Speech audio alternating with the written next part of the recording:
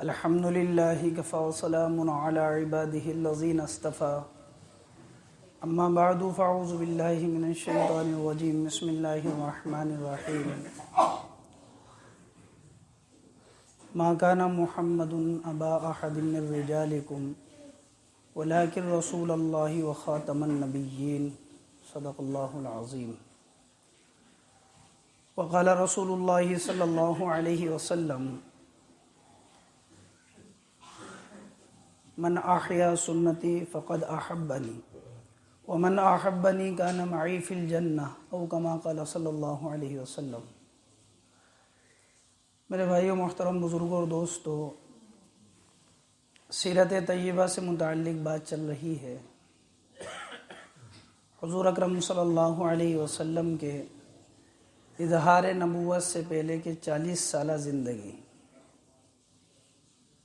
اس سے متعلق کئی باتیں آپ کے سامنے آئی ہیں۔ حضور کا دنیا میں آنا، آپ کے آنے کی برکت سے دنیا کے اندر عجیب معاملات، عجیب واقعات کا ہونا، آپ کی وجہ سے برکات کا ظہور ہونا، آپ کا اس جماعت کے ساتھ شامل ہونا جو جماعت اس بنیاد پر بنی تھی کہ ہم ہر مظلوم کو اس کا حق دلائیں گے۔ آپ کا اپنے دست مبارک، اپنے ہاتھوں سے حجر اسود کا رکھنا، یہ ساری باتیں آپ کے سامنے آئی ہیں۔ جب حضور اکرم صلی اللہ علیہ وسلم جبل النور پہاڑ کے اوپر غار حرا میں آپ عبادت کے لیے جاتے تھے، کبھی 1 مہینے کے لیے، کبھی اس سے کم، کبھی صبح سے شام، مختلف وقتوں کے لیے آپ وہاں عبادت کے لیے جاتے تھے۔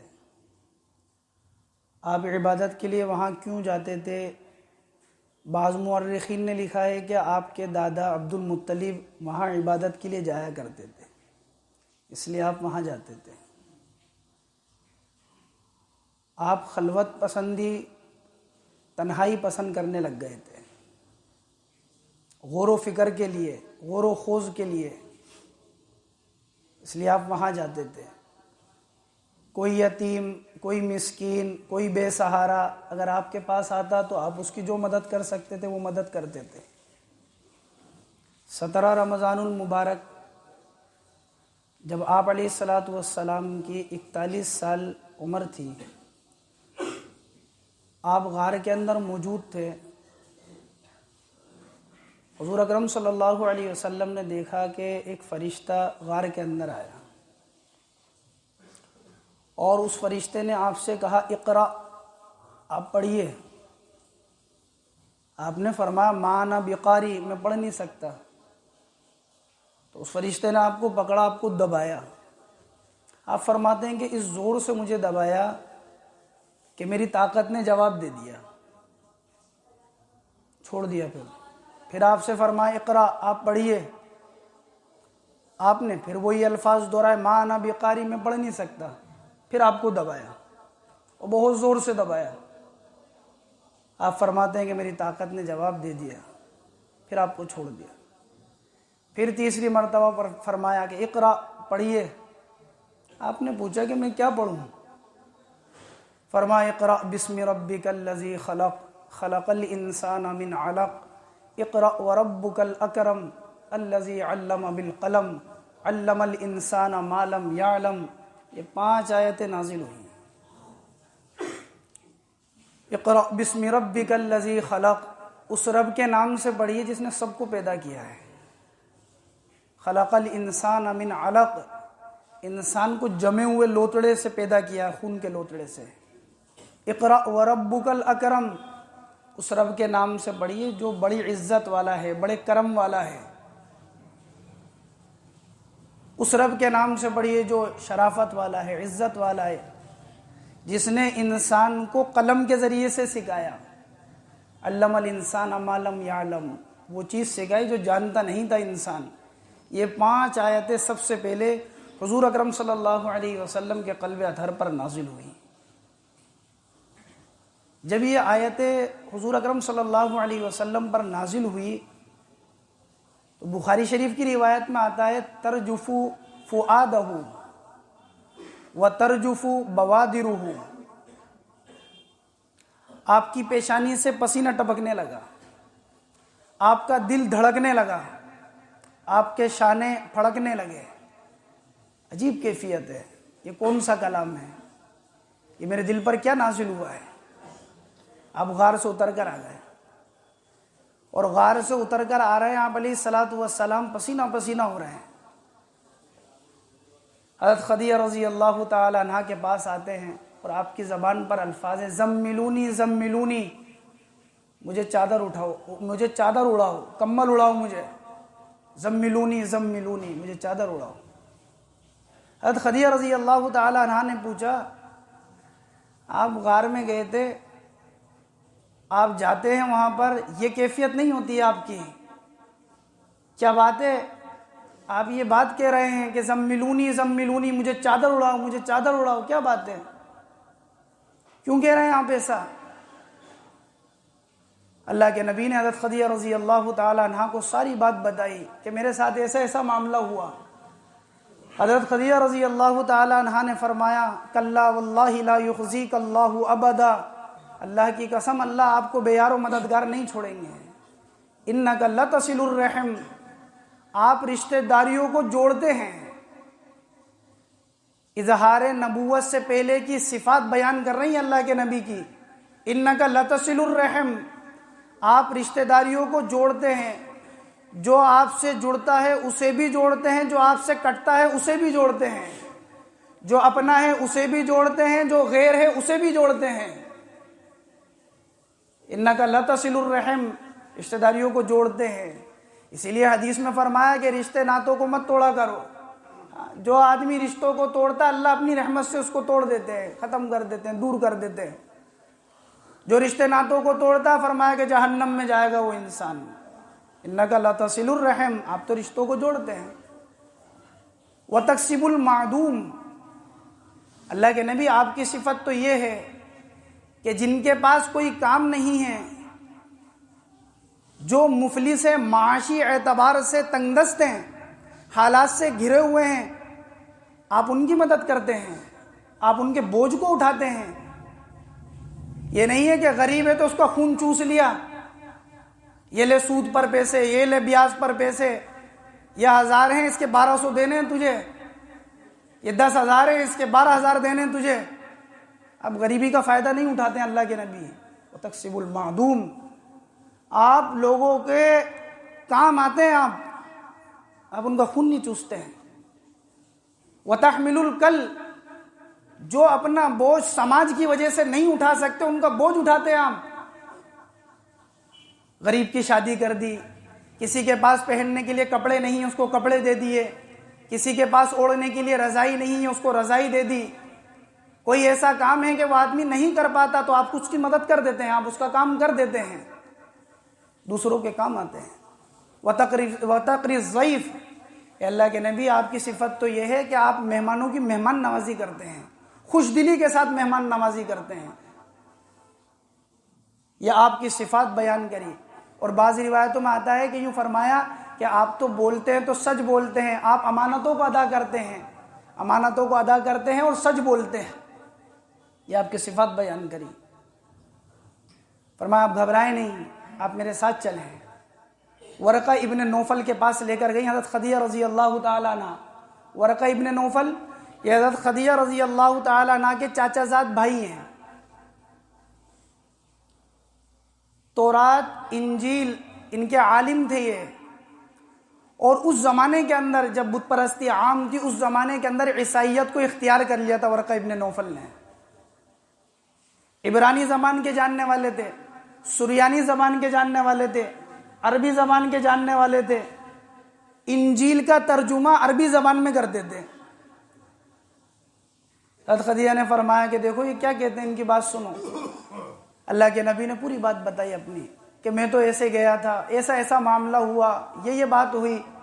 ورقہ ابن نوفل خوشی کے مارے اچھل پڑے، کہنے لگے ھذا الناموس الذی نزل اللہ علی موسیٰ، یہ تو وہی فرشتہ ہے جو موسیٰ علیہ السلام پر تورات لے کر آیا کرتا تھا۔ یا لیتنی کنت فیہا جزعا، یا لیتنی کنت حیا یا لیتنی اکون حیا اذ یخرجک قومک، کاش میں اس وقت طاقتور ہوتا جب آپ کو مدد کی ضرورت پڑتی، لوگ آپ کی مخالفت کرتے، کاش میں اس زمانے کو پاتا اور طاقتور ہوتا اس زمانے کے اندر، کاش میں اس وقت موجود ہوتا کہ جب آپ کو اس کلام کی وجہ سے، اس محنت کی وجہ سے، اس عمل کی وجہ سے آپ کو آپ کی قوم اس ملک، اس سرزمین مکۃ المکرمہ سے نکال دے گی، کاش میں اس وقت زندہ ہوتا۔ اذ یخرجک قومک، آپ کو آپ کی قوم نکال دے گی۔ اللہ کے نبی حیران ہوئے، آپ نے فرمایا میری قوم صادق کہنے والے، امین کہنے والے، اپنے معاملات کا مجھ سے حل کروانے والے، میری زندگی کو دیکھنے والے، میری صبح میری شام کو جاننے والے، کیا ایسا وقت آئے گا کہ مجھے یہاں سے یہ نکال دیں گے؟ اور مخرجیہم، کہ یہ لوگ مجھے نکال دیں گے؟ فرمایا یہ آپ کے ساتھ معاملہ نہیں ہوا، بلکہ آپ سے پہلے بھی جتنے لوگ آئے ہیں، آپ سے پہلے بھی جتنے رسول اور نبی آئے ہیں، جنہوں نے اس محنت کو کیا ہے، اس کام کو کیا، اللہ کے پیغام کو امت تک پہنچایا ہے، ان سب کے ساتھ یہ معاملہ ہوا ہے۔ کاش میں اس وقت موجود ہوتا کہ لوگ آپ کی مخالفت کریں گے، میں آپ کے اوپر ایمان لاتا اور آپ کا ساتھ دیتا۔ حضور اکرم صلی اللہ علیہ وسلم اپنے گھر پر تشریف لے آئے، آپ علیہ السلام کے اوپر جب یہ وحی نازل ہوئی تو 3 سال تک یا 2.5 سال تک مختلف روایتوں کے مطابق آپ علیہ السلام نے ایمان اور اسلام کی محنت کو لوگوں کے درمیان میں کیا۔ سب سے پہلے عورتوں میں اسلام لانے والی حضرت خدیجہ رضی اللہ تعالی عنہا ہیں، سب سے پہلے بچوں میں اسلام لانے والے حضرت علی رضی اللہ عنہ ہیں، سب سے پہلے آزاد بالغ مردوں میں ایمان لانے والے حضرت ابوبکر صدیق رضی اللہ عنہ ہیں، سب سے پہلے غلام بچوں میں ایمان لانے والے حضرت زید بن حارثہ رضی اللہ عنہ ہیں، سب سے پہلے اسلام میں داخل ہوئے۔ 3 سال تک پوشیدہ طور پر ایمان کے اعمال کی محنت۔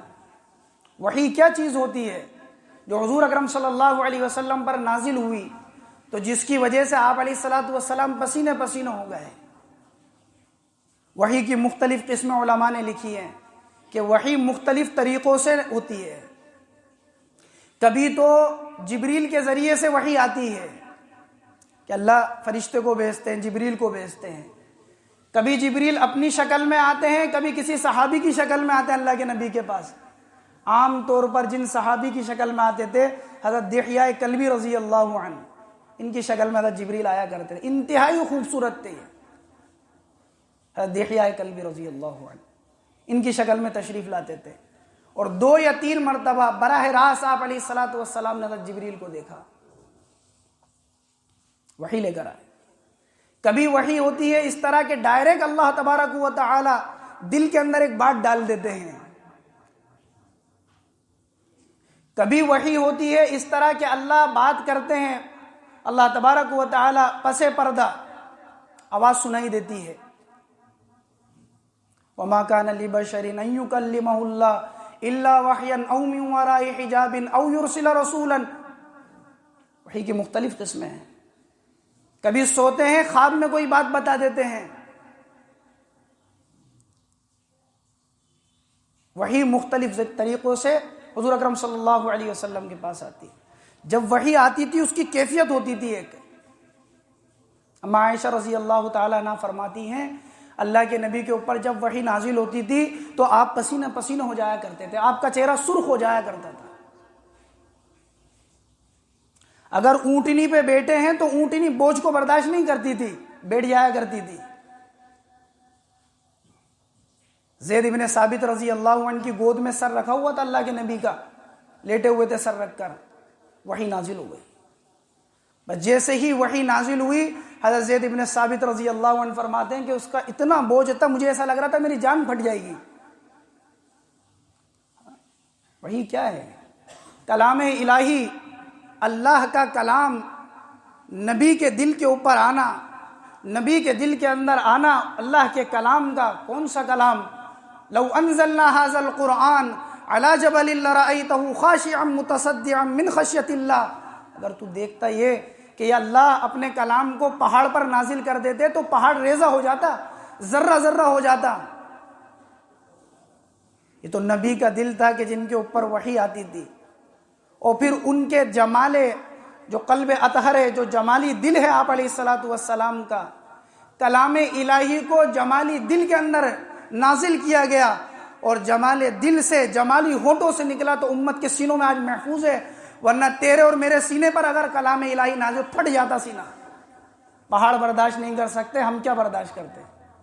لو انزلنا ھذا القرآن، یہ تو اس لیے برداشت ہے کہ حضور کے دل پر آیا ہے، اور وہ دل جمالی دل ہے، وہ حضور کے ہونٹ جمالی ہونٹ ہے، کلام الہی جمالی دل پر آیا، جمالی ہونٹوں سے نکلا تو امت نے قبول کیا، اور امت نے اپنے دل کے اندر محفوظ کر لیا۔